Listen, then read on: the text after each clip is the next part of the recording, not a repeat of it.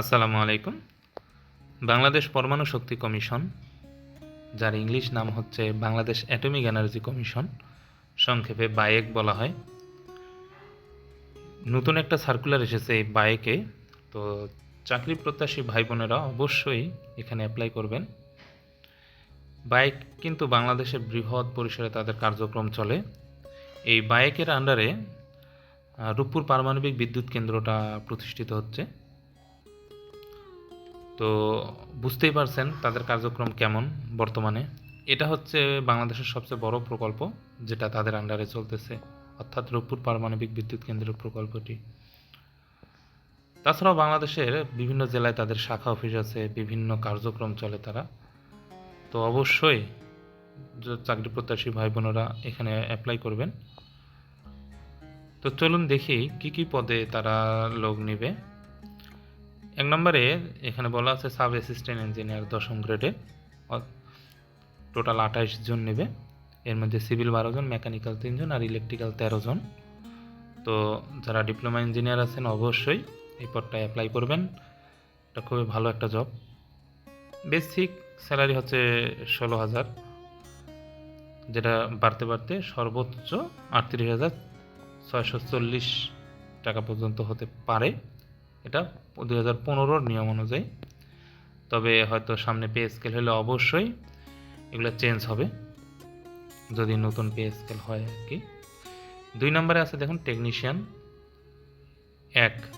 এখানে তাদের basic salary ধরা আছে 11,000 থেকে শুরু হবে এবং 26,590।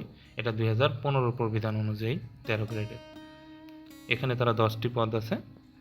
অবশ্যই এইচএসসি বিজ্ঞান থাকতে হবে এবং 6 মাসের ট্রেড কোর্স হলেও চলবে আর কি।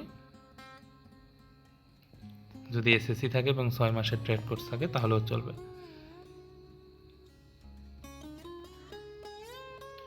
পাশাপাশি 3 নম্বরে কি বলা আছে, office assistant cum computer typist.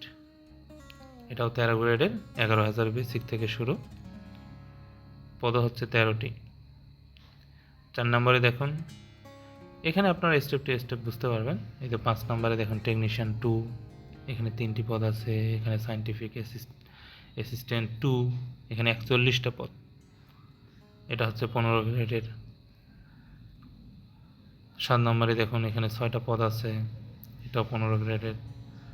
পাশাপাশি 8 নম্বরে দেখুন কম্পিউটার টাইপিস্ট আছে, টেকনিক্যাল হেল্পার আছে, জেনারেল অ্যাটেন্ডেন্ট আছে, সিকিউরিটি অ্যাটেন্ডেন্ট আছে, স্যানিটারি অ্যাটেন্ডেন্ট আছে। তো অনেকগুলা পদে তারা সার্কুলার ছাড়ছে। তো সেক্ষেত্রে দেখুন আপনার 8ম শ্রেণী পাস যারা আছে তারাও অ্যাপ্লাই করতে পারতেছেন। আবার এসএসসি পাশে অনেকে আছে যে কোথায় চাকরি করবে কি করবে সে বুঝতেছে না, তারাও কিন্তু চাইলে এগুলো অ্যাপ্লাই করতে পারেন। এগুলা পরীক্ষার মাধ্যমে আপনি ভালো করলে চাকরি পাবেন। নিজের উপর কনফিডেন্স থাকতে হবে, ঠিক আছে?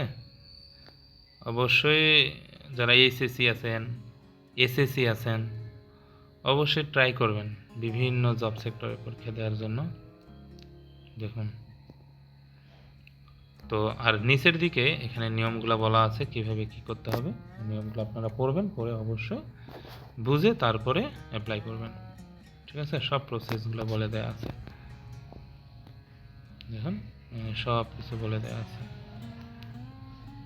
তো আপনারা আগে ভালো করে তাদের ওয়েবসাইটে যাবেন, বায়েক লিখে সার্চ দিলেও তাদের ওয়েবসাইটে পাবেন। সেই ওয়েবসাইটে নিয়োগ বিজ্ঞপ্তিটা পাবেন, সেখানে পিডিএফটা ডাউনলোড করে প্রয়োজনে খুব ভালো করে পড়ে তারপরে অ্যাপ্লাই করবেন।